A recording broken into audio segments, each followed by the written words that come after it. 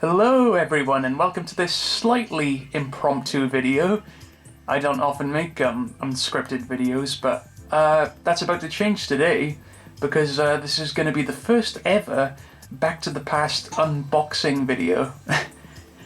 Or maybe we should call it something else, give it a snazzy title, sort of Boxing to the Past or Back to the Past Boxing or something like that. Actually, that sounds a bit like a terrible video game spin-off, where I go boxing and get my lights knocked out. But speaking of video games, today I'm here to talk about this, the PlayStation 2. But not this version. So it was 20 years ago, well, almost 20 years ago, on Christmas Day, it'll be 20 years ago, that I've got my first ever PlayStation 2. So, yeah, Christmas Day 2003. That was when I got my first PlayStation 2. But it wasn't this version of the PS2, because this, if I can move it around here, is the slim version of the PS2. So this is the small version that came out a few years after the original PS2 model. So this was like 2004 or 5, something like that. So they made it a lot smaller and a lot lighter, and gave it a funky little flip-up disc tray. So look at that. Isn't that lovely? Look at that. So I've had this slim version for a while now, and while I do like the slim version a lot, I think it's, it's nice that it's so compact and doesn't weigh that much, but lately I've been feeling like, I want to get back to basics with the PS2. I want my old PS2 back. The big one, the huge one, the big fat beast that the PlayStation 2 used to be, because my original PS2 that I got almost 20 years ago broke. In fact, it had a problem where, speaking of the disc tray, it lost the ability to read the discs, so the laser here just went, I don't want to play discs anymore, I don't want to play anything at all.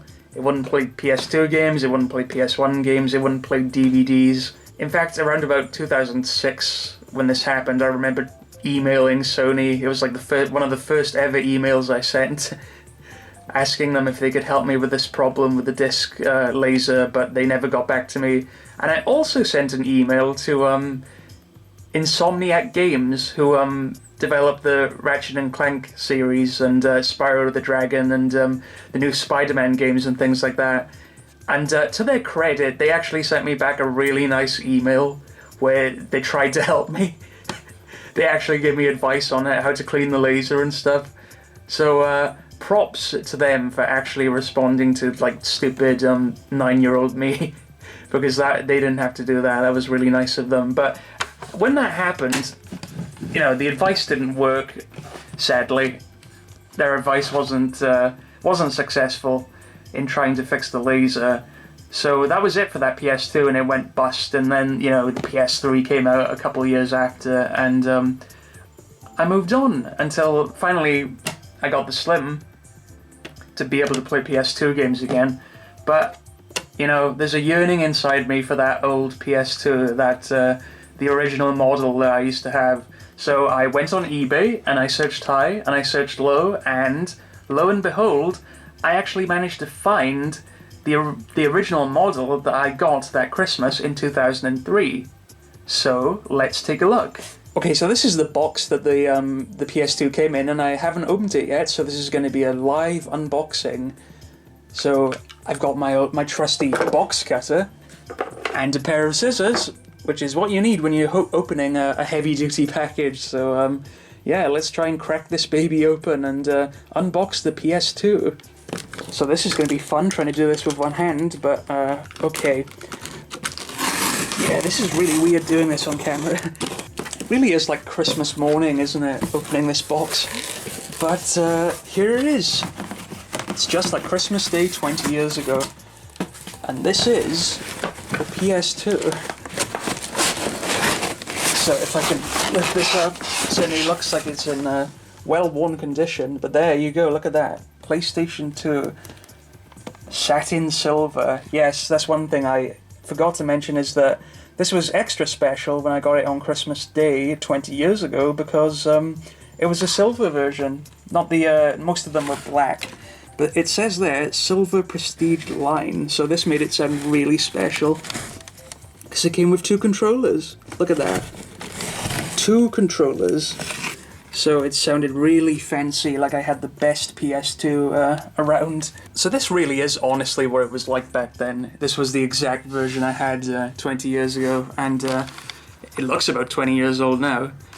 It's a bit ripped in certain places, like, what does that say, built-in receiver for remote control, so I guess that was for DVDs. There you are, DVD playback, because it was a DVD player as well. I know, it says lower noise operation, so I guess, actually, yeah, I do remember the original PS2 models being pretty noisy with the fan and everything, so I guess this version is something of a revision to counteract that. It's exactly the same on the side, but on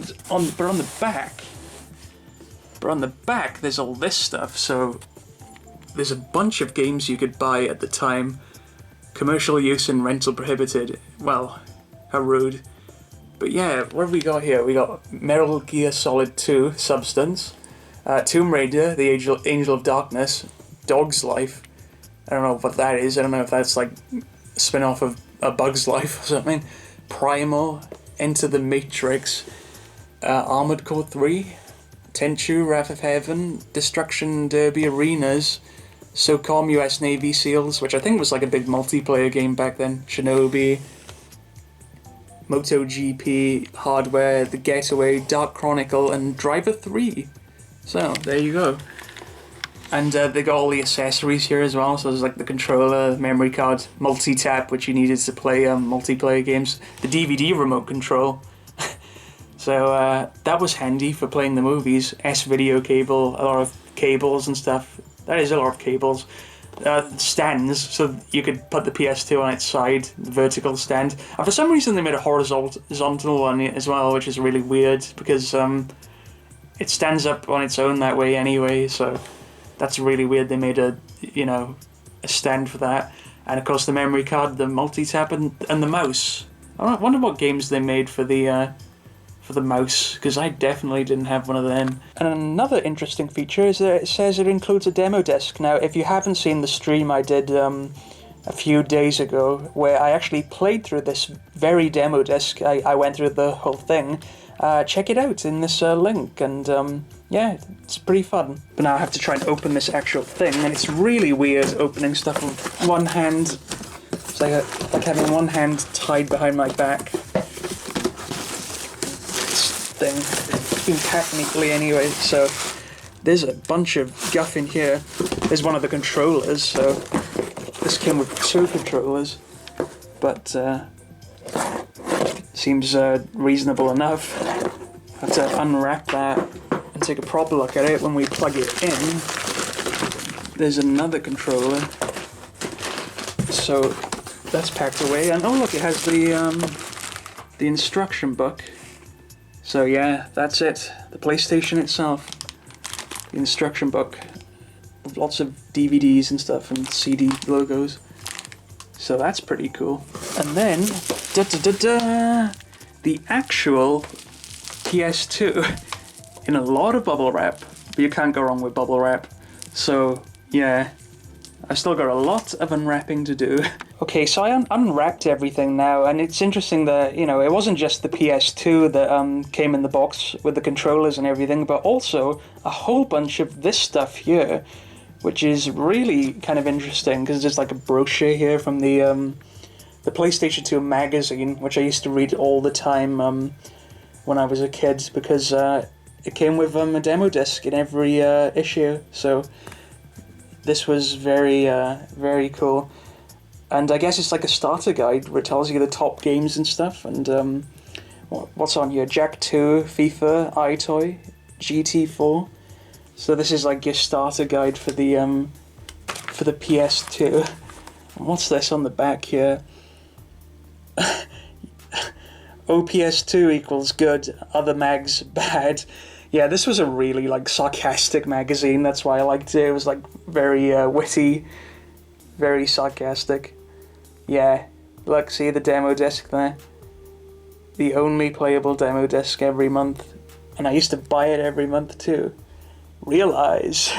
There's also this thing, which is like one of those mail-in things, like you got like a postcard or something. You've got to like ship it back to Sony, which I think is also in this, where they give you like a questionnaire.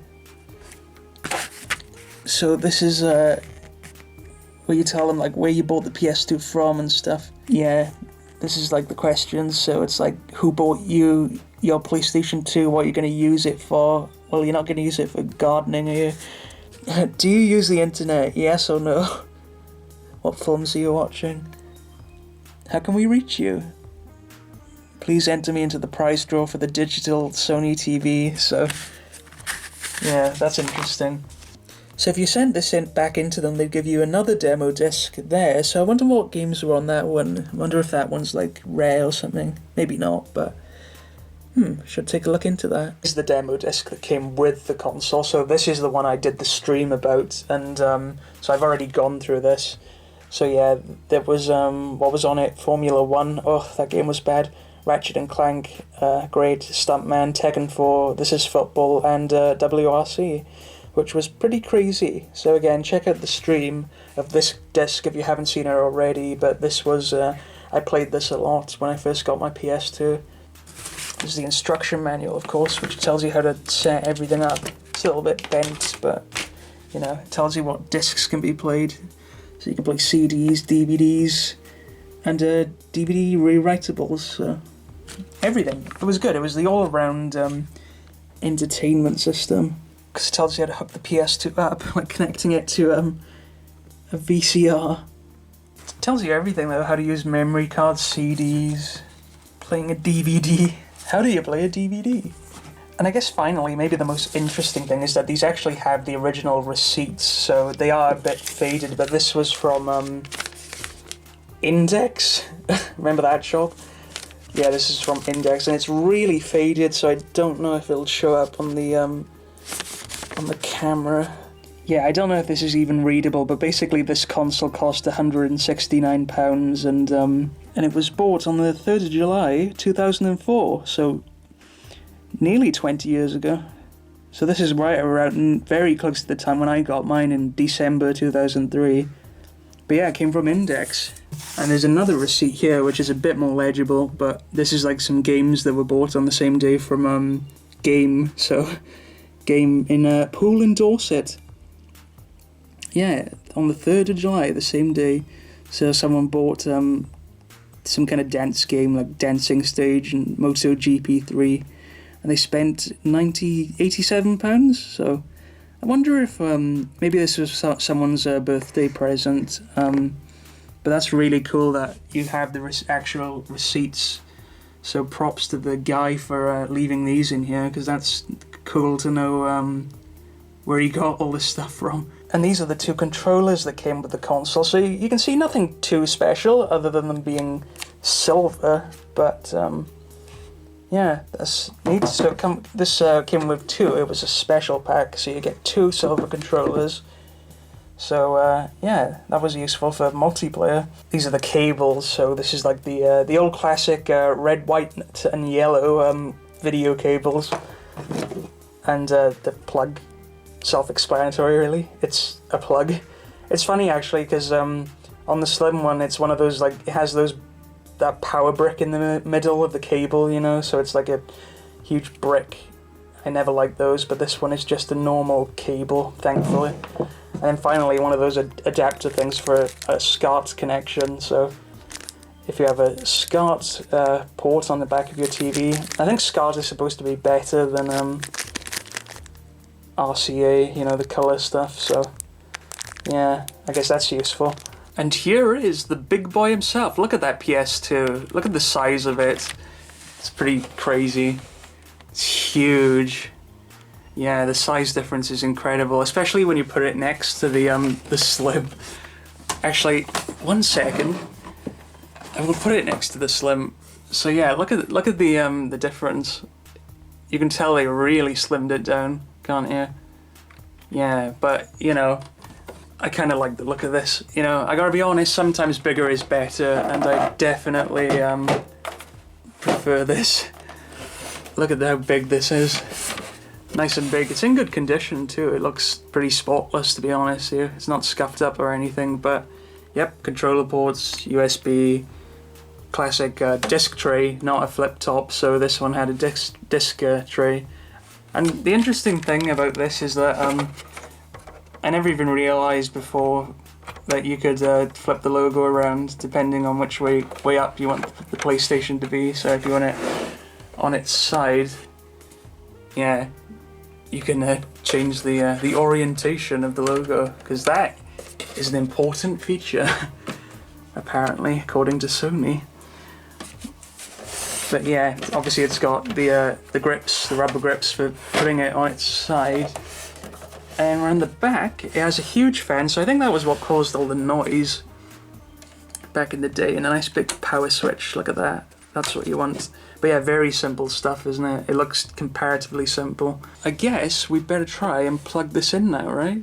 Yeah, let's see if we can get this PlayStation going and try and recreate that experience of getting it for the first time. So the PS2 is now in position, replacing the Slim on the desk. That's where the Slim used to go, but this console now has a new home, and it's going to be here next to my GameCube and my classic video machine, because in case you couldn't tell, this is where I use to watch everything and play games and things like that, because all the footage gets recorded through a capture card and goes onto the computer over there. So that's how it all works. Well, that's the simple explanation anyway. But this doesn't look so simple, does it? Look at this, like, it's like spaghetti, isn't it? A spaghetti of cables, and I could probably do a better video on this to explain everything and how everything gets hooked up to the capture card and the TV, because I like to play on a classic TV like this, the Sony Trinitron. Pretty complicated, so I'll save that for a better video, maybe a scripted video, because I don't think my brain can handle trying to work that out at the same time as plugging this PS2 in. So yeah, let's start plugging this in and hopefully it'll work and we can try a game maybe. So it should be simple enough, just plug the power cable in, but it's not so simple with one hand and holding the camera at the same time. Just fit this in. Good thing there's a spare space because I took out the old slim one. Oh, gotta lock that in nice and tight. That's a big beast, isn't it? So hopefully tidy up the wires and fold them back here, because this is a lot of wires, and it's a good thing I could just turn this off. I'm glad these things have a switch so you can just turn them off when you're not using them, otherwise the whole place would catch on fire probably. So next up is the video cable, which is like a special adapter thing, because so it goes to HD and then, you know, displays properly when I'm trying to record from it. So that's a special adapter, that is. I had to buy that separately. So now that the TV's on, I can flick this on with this big power switch here, and this is the moment of truth. And yeah, we have a light. We have a red light. That means it's good to go. Or it would be if I had a controller. Yep, didn't think about that. Got the controller now though. Got the controller. See, so now we can start. We can start for real. I'm sure the suspense is killing you. It's definitely killing me making this video.